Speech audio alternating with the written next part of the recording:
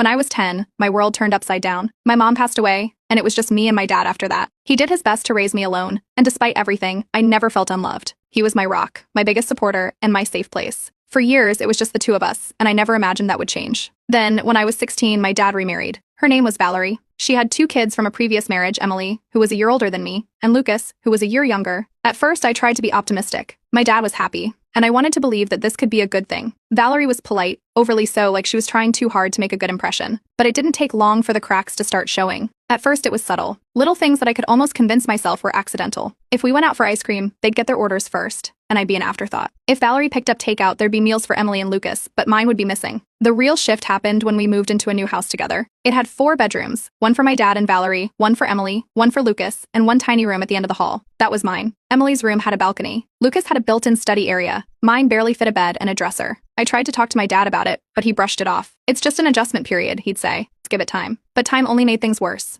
Valerie started planning family nights, always on days when I had extracurriculars. They'd go out to dinner or the movies without me, and when I asked why, Valerie would act surprised. "Oh, we didn't think you'd be interested," she'd say with a fake smile. Emily and Lucas started forming their own inside jokes, laughing about things that happened while they were out with their mom. I was never part of the conversation. Then came the bigger things. Emily and Lucas got new clothes every season. I got hand-me-downs or nothing at all. They got extra allowances for good behavior. I got nothing because, apparently, I didn't contribute enough. Valerie imposed strict rules on me: curfews, chores, no friends over. Emily and Lucas, they did whatever they wanted. If I pointed it out, Valerie would sigh and say, "Lydia, stop being so dramatic." My best friend Natalie was the first to call it out for what it was. "They're pushing you out," she told me. "They want you to feel like you don't belong." And she was right. It was too deliberate to be anything else. One of the worst moments happened on my dad's birthday. I spent the entire evening baking his favorite cake from scratch. I decorated it carefully, making sure it was perfect. When it was finally time to bring it out, I went to wash my hands, and by the time I came back, Valerie was already in the kitchen, taking the cake to the table. She smiled at everyone and told them how much effort it took, how she had spent all day making it. I stared at her, stunned. She didn't even hesitate. I looked at my dad, waiting for him to say something, but he just smiled and thanked her. Then came Christmas. I don't know why, but a small part of me thought maybe, just maybe, it would be different. But when we opened gifts, the difference was glaring. Emily got expensive makeup, designer sneakers, a brand new phone. Lucas got video games, high-end headphones, new clothes. I got a generic sweater, a candle, and a book I had never mentioned wanting. My dad shifted uncomfortably, looking at my gifts and then at theirs, like he was finally starting to see what was happening. But he still didn't say anything. The final straw came a few weeks later. They planned a trip to a theme park. I overheard them talking about it, and I was actually excited. It had been so long since we'd done something as a family. But when the day arrived, I came downstairs, dressed and ready to go, only to find an empty house. They had already left. I called my dad, thinking maybe it was a mistake, that they had just left early and I could still meet them there. His phone went straight to voicemail. Hours later, they came home laughing, carrying souvenir bags, and talking about how much fun they had. No one even acknowledged that I had been left behind. That night, I sat in my tiny bedroom and made a decision. I wasn't going to wait for things to change anymore. I started looking into scholarships, researching colleges far away, and figuring out how to become independent as soon as possible. If they didn't want me to be part of this family, I wouldn't be. But I wasn't going to let them break me either. The isolation kept getting worse. It wasn't just the occasional exclusion anymore. It was constant. Valerie started planning family trips, outings, and even small get-togethers,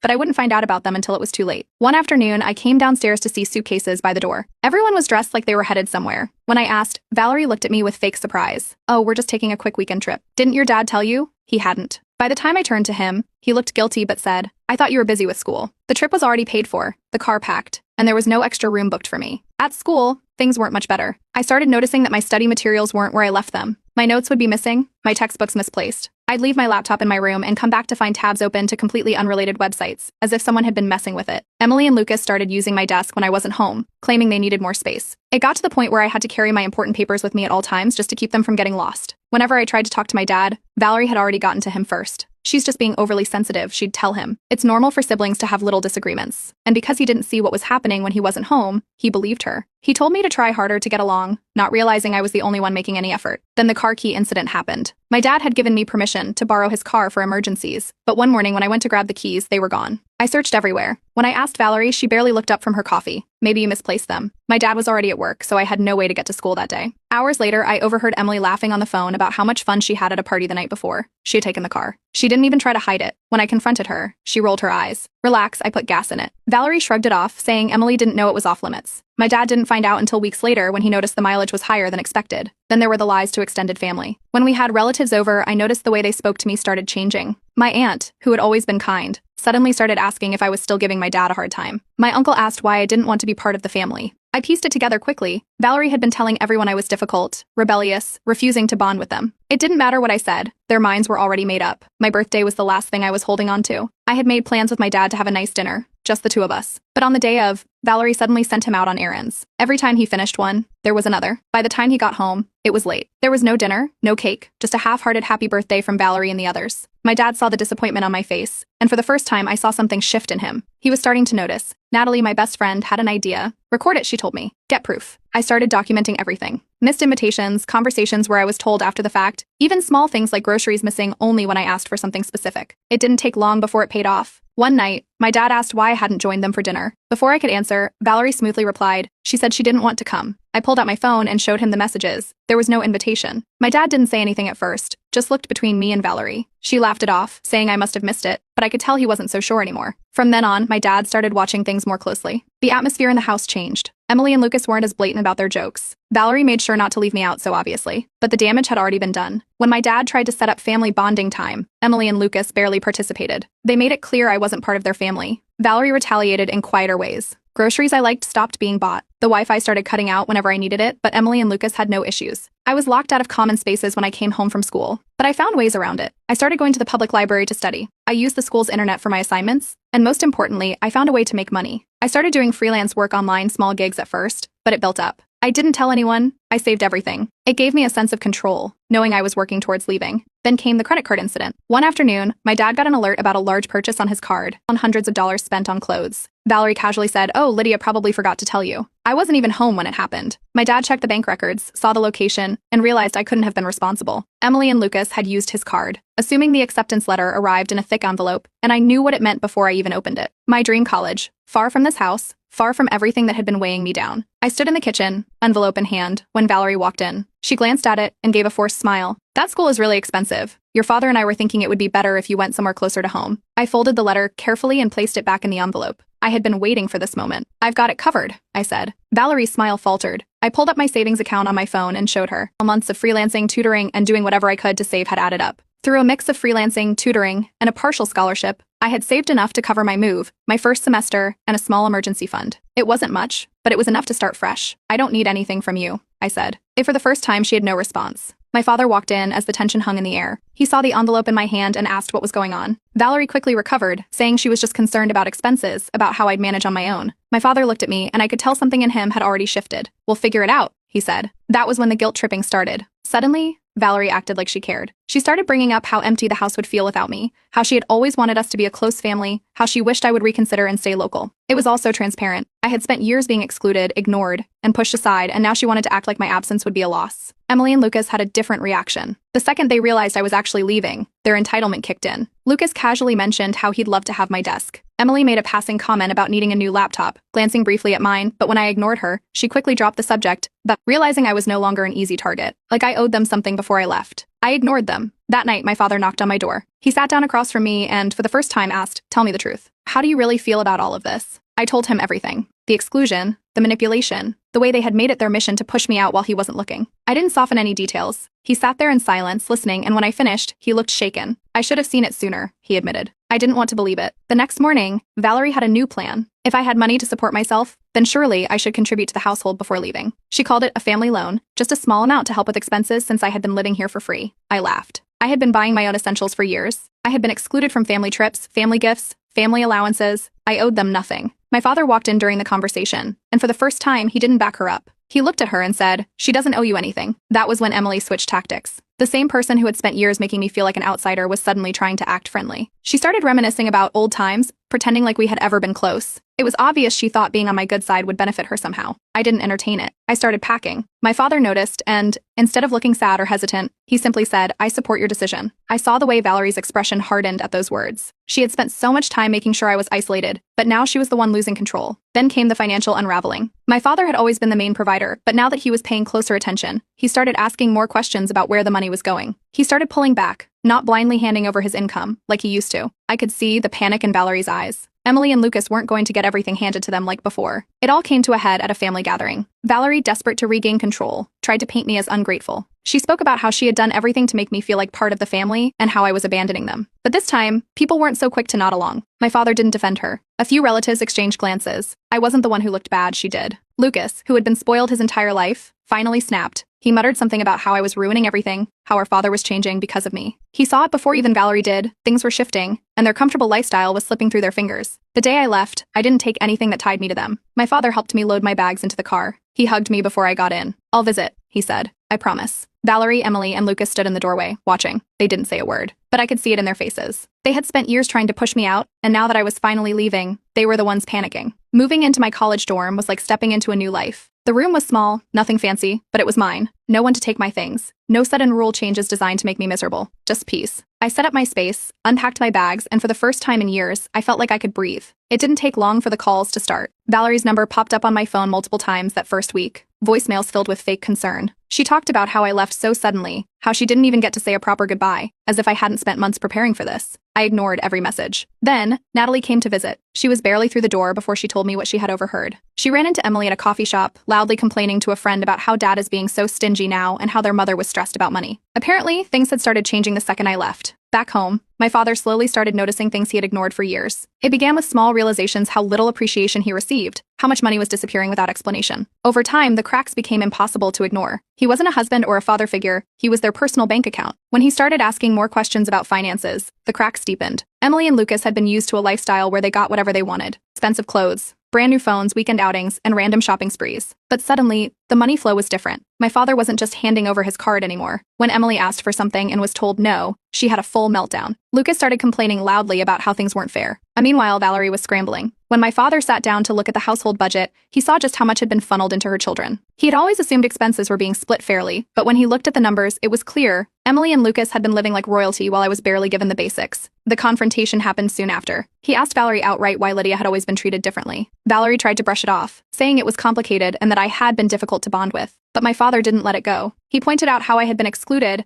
how I had to work for everything while Emily and Lucas got everything handed to them. Valerie kept deflecting, but the more she spoke, the more obvious it became. She had no real excuse. Then came another revelation. My father asked about my missing belongings. A few things I didn't have room to take with me. Books, a jewelry box for my mother, a few personal keepsakes. They were gone. Valerie looked uncomfortable. Emily, however, slipped up. She casually mentioned how she had borrowed a few things. My father turned to her and asked what exactly she had taken. That was when the backtracking began. First, she denied it completely. Then, when pressed, she changed her story. She claimed I had never said I wanted those things, as if it was my fault for not putting a lock on them. When my father kept pushing, she finally started crying, saying she didn't think it was a big deal. It was a big deal. After that, my father started sleeping in the guest room. It was a quiet, undeniable shift in their marriage. Valerie tried to pretend everything was fine, but the tension in the house was obvious. And my father wasn't staying silent about it. He started talking to extended family, telling them what he had realized, what he had ignored for too long. And suddenly, those same relatives who once saw me as difficult were starting to see Valerie for who she really was. Meanwhile, Emily and Lucas were struggling. Without unlimited spending money, they started acting out at school. Teachers were calling home, reporting attitude problems, skipped assignments, and general entitlement. The comfortable life they had always known was slipping, and they didn't know how to handle it. At first, Valerie acted indifferent to my absence, but over time, I started hearing from extended family. Little comments about how she hoped I was doing well, how she wished things had been different. Eventually, when my father started cutting her off financially, the messages became more direct, pushing for reconciliation. I made my response clear. I wanted nothing to do with her. Then I blocked her. No more voicemails, no more fake concern, no more attempts to reel me back in. And the moment I did,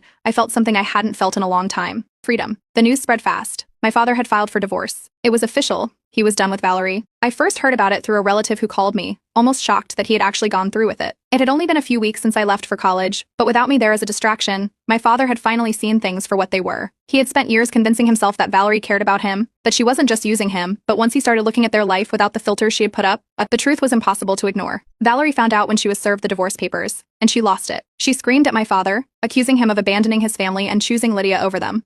She went on about how he was ruining the life they had built, how he was heartless for turning his back on Emily and Lucas. But my father had already made up his mind. That was when reality started sinking in for her. Without my father's financial support, her entire way of life was crumbling. Emily and Lucas were used to spending money like it grew on trees. My father had always been the one funding their lifestyle, expensive clothes, endless subscriptions, the latest gadgets, frequent trips. But now, that safety net was disappearing. In an attempt to soften the blow, my father offered a final compromise. He agreed to cover one more year of their housing costs so they could adjust, but after that, they were on their own. No more unlimited spending. No more credit cards. Just one last year to figure things out. Valerie tried every tactic she could think of. The anger turned to pleading. She cried, promising they could work through this, that she had made mistakes but could change. But my father had spent too much time reflecting, going over everything he had ignored, and this time he wasn't going to let her manipulate him. He stayed firm. Emily and Lucas didn't take the news well either. They were furious, but instead of blaming their mother for mismanaging everything, they turned their frustration toward me. Within hours of the news breaking, they were posting online, making vague complaints about certain ungrateful people who had ruined their family. I ignored it. They had spent years treating me like an outsider, and now they were dealing with the consequences of their own actions. Meanwhile, my father reached out. He wanted to talk. For the first time, he genuinely apologized, not just in passing, but fully acknowledging how much he had ignored. He admitted that he had let his love for Valerie blind him, that he should have stepped in when I was younger, that he had failed to protect me. We met for dinner at a quiet place near my college, and for the first time in years, it felt like he was really present. He told me he had been going through their finances, realizing just how much money had been funneled into Valerie's children, while I had been left with almost nothing. He was angry, not just at her, but at himself for not seeing it sooner. I told him to protect himself. Valerie had spent years using him, and she wasn't going to go down without a fight. I suggested hiring a lawyer to ensure she couldn't drain him any further during the divorce settlement. He nodded, saying he had already started looking into it. But Valerie wasn't done yet. In a last-ditch effort, she cornered my father and told him she would spread rumors that he had been abusive if he didn't reconsider the divorce. She tried to play it off as a warning, saying she didn't want things to get messy, but my father called her bluff immediately. He told her he had already gathered proof of her financial manipulation, her favoritism, and her treatment of me over the years. If she wanted to fight dirty, he was more than ready to push back. That was when she panicked. She thought she could control the narrative, but instead, my father started telling the truth to the extended family. For years, she had painted me as the problem, the difficult stepdaughter who refused to integrate into the family. But now, with my father openly discussing what had happened, the story was shifting. When Valerie tried to turn the family against him, claiming he was abandoning her, people started asking questions. They wanted to know where all the money had gone, why she had let her children live so comfortably, while I had been barely considered part of the household.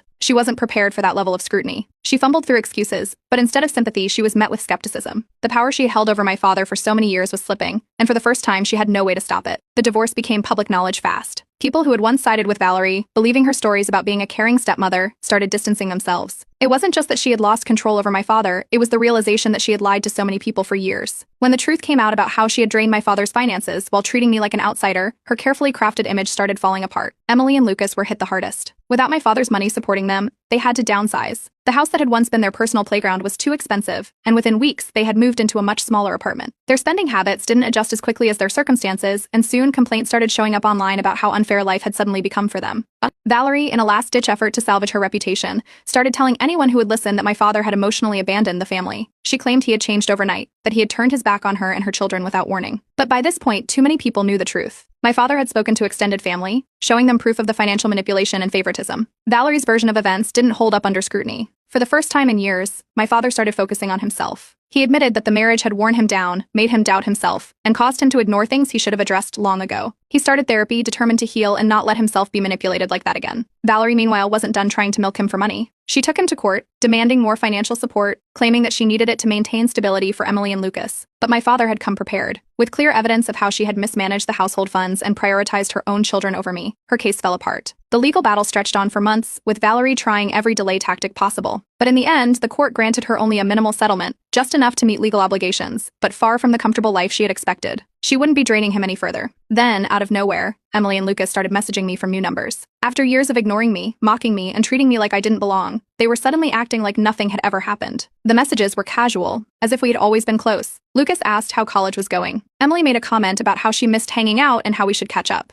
It was obvious what was happening, they had lost everything, and now they were looking for someone else to fall back on. I ignored them. While they were scrambling to figure out how to live without constant handouts, my life was finally moving forward. I was thriving in college, excelling in my classes, and making real friends, people who actually cared about me. For the first time in years, I wasn't walking on eggshells, waiting for the next passive-aggressive comment or cruel exclusion. My father and I started meeting regularly, having dinners and catching up like we hadn't been able to in years. The more time we spent together, the more I saw how much lighter he seemed, like a weight had been lifted off his shoulders. He thanked me more than once for helping him see the truth, for pushing him to take back control of his life. Valerie, still desperate to control the narrative, took her complaints online. She posted about being betrayed by her husband and his ungrateful daughter, painting herself as the victim. But unlike before, people weren't buying it. The comment sections weren't filled with sympathy, but questions she couldn't answer without exposing herself further. As for Emily and Lucas, their downfall wasn't just financial. Without the privilege they had always relied on, they struggled in school. Their social circles started shrinking. They were no longer the ones with endless money to throw around, and without that, they didn't have much to offer. I knew this wasn't the end. Valerie wasn't the type to accept defeat quietly, and I wouldn't be surprised if she tried something again in the future. But for now, I was free. Free from their manipulation, their entitlement, their attempts to control me. And for the first time in a long time, I had no reason to look back. Valerie refused to go down without a fight. Instead of finalizing the divorce quickly, she dragged it out for months, hoping my father would get tired and agree to give her more money just to be done with it. She filed unnecessary paperwork, requested delays, and made every excuse possible to stall the process. She still believed she could manipulate him like before, but she underestimated how much he had changed. His lawyer went through everything with a fine-tooth comb and found something even my father hadn't expected.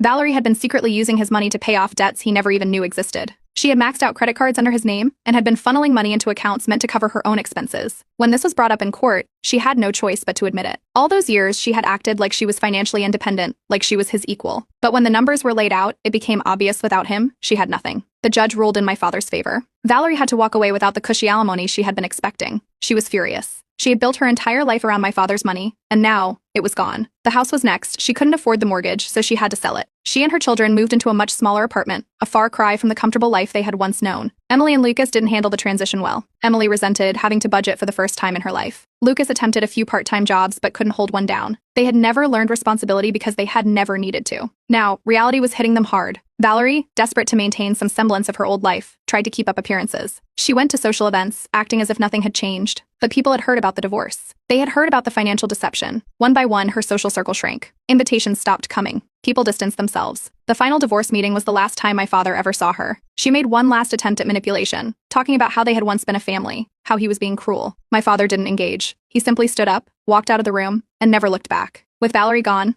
my father started reconnecting with people he had lost touch with during the marriage. He reached out to old friends and family, rebuilding relationships that had suffered while he had been trapped in that household. One night over dinner, he apologized to me again, not just for the past, but for not seeing things sooner. He told me he was proud of me, that he was grateful I had stayed strong even when he hadn't been. Emily and Lucas, meanwhile, continued to struggle. Through mutual acquaintances, I heard that Lucas had been getting into fights, skipping school, and getting into trouble. Without structure or discipline, he was spiraling. Valerie, for the first time, realized she wasn't in control anymore. Emily, still desperate for an easy way out, messaged me out of nowhere. She acted like we had always been on good terms, telling me she missed me and that we should catch up. I ignored her. It was obvious what she wanted. Then came my college graduation. My father was in the front row, cheering louder than anyone else. There were no messages from Valerie, no fake apologies from Emily, no passive-aggressive posts from Lucas. They were completely absent, just like they had always been. And for the first time, I realized I didn't care. My father, instead of rushing into another relationship, focused on himself. He picked up new hobbies, spent more time with friends, and strengthened his bond with me. One evening, as we had dinner together, he told me I should have been there for you sooner, but I'll never take you for granted again. For the first time, I truly believed him. I secured a job, moved into my own apartment, and fully moved on. The past no longer had any hold on me. Then, one day I got a long message from an unknown number. It was from Valerie. It started with fake concern, fake apologies, talk about how family should stick together. Then at the end, she slipped in the real reason she was reaching out. She needed money. A small loan to help with a few financial troubles. I smirked, screenshotted the message, sent it to Natalie with a laughing emoji, then blocked the number and deleted it without another thought. For the first time in years, I was truly free.